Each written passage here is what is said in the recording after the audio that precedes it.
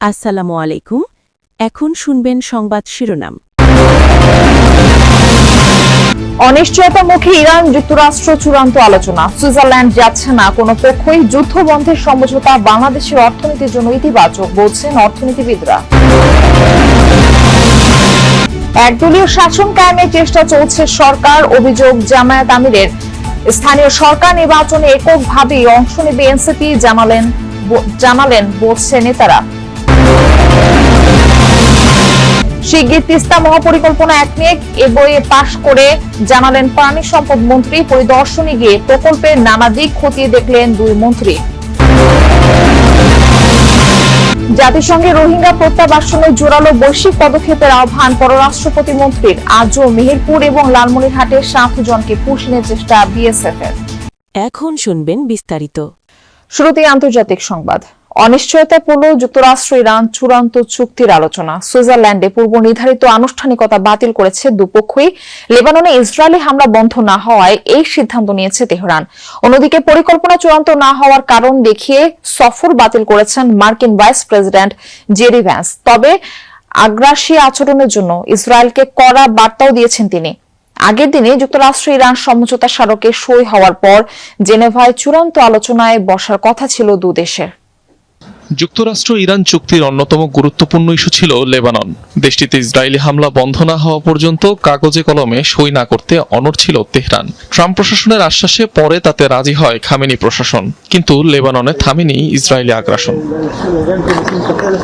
চুক্তির বাকি আনুষ্ঠানিকতার স্বার্থে শুক্রবার জেনেভায় বসার কথা ছিল মার্কিন ও ইরানি প্রতিনিধি দলের। লেবাননে তেল আবিবের হামলার জেরে সেই সফর বাতিল করে তেহরান। বিষয়টি জানানো হয় অপরপক্ষ ওয়াশিংটনকে। এদিকে ইরানের সাথে আলোচনার পরিকল্পনা চূড়ান্ত না হওয়ার কারণ দেখিয়ে সুইজারল্যান্ড যাচ্ছেন না মার্কিন ভাইস প্রেসিডেন্ট জেডি ভ্যান্সও। কারিগরি ব্যবস্থাপনা সহ খুঁটিনাটি খতিয়ে দেখা হচ্ছে বলে জানিয়েছে হোয়াইট হাউস। ফলে তেহরানের সাথে পরবর্তী দফার আলোচনার সময়সূচি নিয়ে তৈরি হয়েছে অনিশ্চয়তা। সুইজারল্যান্ডে আমাদের যাওয়ার পরিকল্পনা আছে, কিন্তু জানি না কখন। যেভাবে আলোচনাটি সাজানো হচ্ছে তাতে স্পষ্টতই রাজনৈতিক নেতৃত্ব জড়িত থাকবে। মানে মাঠ পর্যায়ে থাকা লোকজনই এই আলোচনা এগিয়ে নেবে। উচ্চ সম্পৃক্ত ইউরেনিয়াম কিভাবে ধ্বংস করা হবে, সমস্ত খুঁটিনাটি বিষয় আলোচনা হবে। যুক্তরাষ্ট্র ইরান আলোচনায় অনিশ্চয়তা তৈরিকারী আগ্রাসী ইসরায়েলকেও কড়া বার্তা দেন জেডি ভ্যান্স।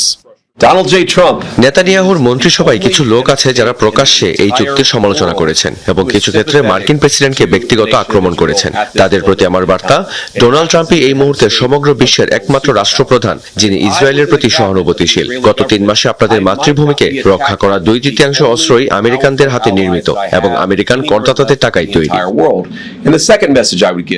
বৃহস্পতিবার যুক্তরাষ্ট্র ইরান সমঝোতা স্মারকে স্বাক্ষর করেন দুদেশের প্রেসিডেন্টরা। ভার্চুয়ালি স্বাক্ষরিত হওয়ায় কোনো দেশের কর্মকর্তারাই মুখোমুখি বসে আর চুক্তি সই করবেন না। তবে সুইজারল্যান্ডের জেনেভায় শুরু হওয়ার কথা ছিল চূড়ান্ত চুক্তির জন্য আলোচনা, যেখানে আলোচনা হবে তেহরানের পারমাণবিক কর্মসূচির ভবিষ্যৎ নিয়ে। 60 দিনের ওই আলোচনার শুরুর দিনে যোগ দেওয়ার কথা ছিল মার্কিন ভাইস প্রেসিডেন্টের। যুক্তরাষ্ট্র ও ইরানের মধ্যকার যুদ্ধবন্ধের সমঝোতা স্বাক্ষরকে বাংলাদেশের জন্য ইতিবাচকভাবে দেখছেন অর্থনীতিবিদরা। তারা বলছেন, দেশের অর্থনীতির অনেক কিছুই নির্ভর করে মধ্যপ্রাচ্যের উপর।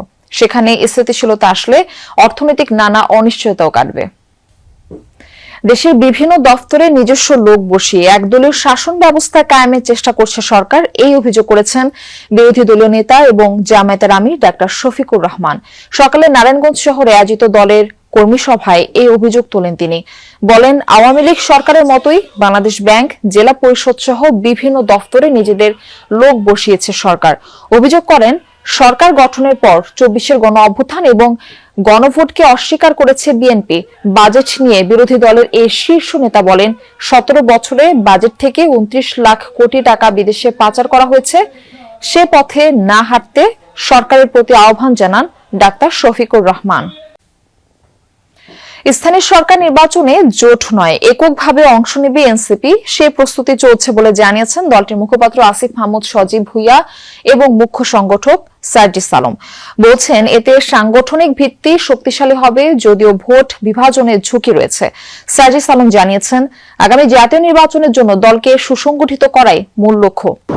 আত্মপ্রকাশের 1 বছর পর সংসদ নির্বাচনে অংশ নিয়ে 6টি আসন পায় তরুণদের নেতৃত্বাধীন জাতীয় নাগরিক পার্টি এনসিপি।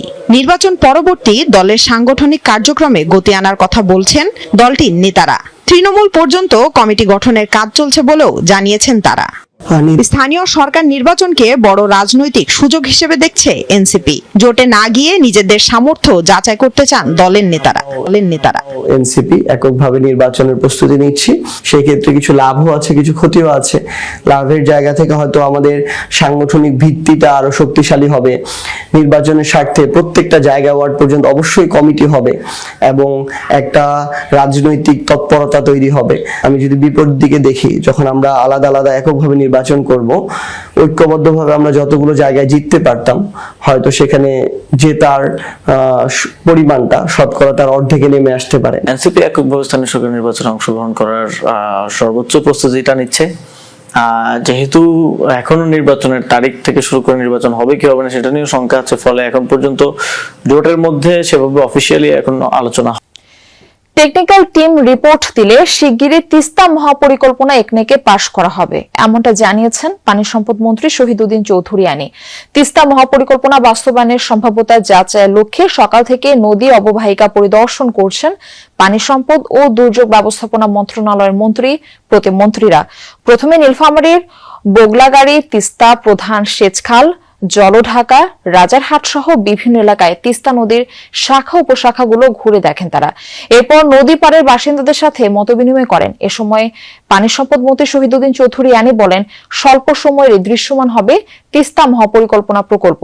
দুর্যোগ ব্যবস্থাপনা মন্ত্রী আসাদুল হাবিব দুলু বলেন, অতি সত্বর জাগোবাহে তিস্তা বাঁচাও আন্দোলনের সুফল পাবে উত্তরাঞ্চলের মানুষ। নীলফামারী এবং লালমনিরহাটের পর বিকালে রংপুরে তিস্তা অববাহিকা পরিদর্শন করার কথা রয়েছে মন্ত্রী প্রতিমন্ত্রীদের। কোনোভাবেই থামছে না বিএসএফ এর পুশিং চেষ্টা।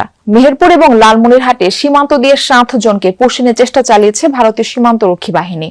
ভোরে মেহেরপুর সদর উপজেলার বুড়িপোতা বিওপির খালপাড়া সীমান্ত দিয়ে 4 জনকে এপারে ঠেলে দেওয়ার চেষ্টা করে বিএসএফ। বিজিবি জানায়, সীমান্তের ওপারে 4 জনকে দেখতে পায় স্থানীয়রা। খবর পেয়ে বিজিবি ঘটনাস্থলে গিয়ে তাদের বাধা দেয়। বর্তমানে তারা শূন্য রেখায় অবস্থান করছে। পুশিন প্রতিরোধে সীমান্তে টহল জোরদার করেছে বিজিবি, সেই সাথে অনুপ্রবেশ ঠেকাতে পাহারা দিচ্ছে স্থানীয়রাও। এদিকে লালমনিরহাট পাটগ্রামের কালীরহাট দিয়ে 3 জনকে পুশিনের চেষ্টা করে বিএসএফ, তবে বিজিবির বাধায় সে চেষ্টা সফল হয়নি। পাবলিক পরীক্ষা আইনে যুক্ত করা হয়েছে ডিজিটাল নকলের সাজা, যেখানে পরীক্ষার ফলাফল মেধা তালিকায় হ্যাকিং বা অবৈধভাবে পরিবর্তনের জন্য সর্বোচ্চ 5 বছর কারাদণ্ড এবং জরিমানার বিধান রয়েছে, এমনটাই জানিয়েছেন শিক্ষামন্ত্রী ডক্টর আ.ন.ম এহসানুল হক মিলন। সকালে কৃষিবিদ ইনস্টিটিউশনে মিলনায়তনে রোটারি বাংলাদেশ আয়োজিত লিডার্স ট্রেনিং সেমিনারে এই কথা বলেন তিনি। মন্ত্রী বলেন, শিক্ষার্থীদের এমনভাবে গড়ে তুলতে হবে যাতে তারা বিশ্বে নেতৃত্ব দিতে পারে। বর্তমান সরকার সেভাবে শিক্ষা ব্যবস্থা গড়ে তুলছে। বেকারত্বের কারখানা তৈরি করা যাবে না বলেও মন্তব্য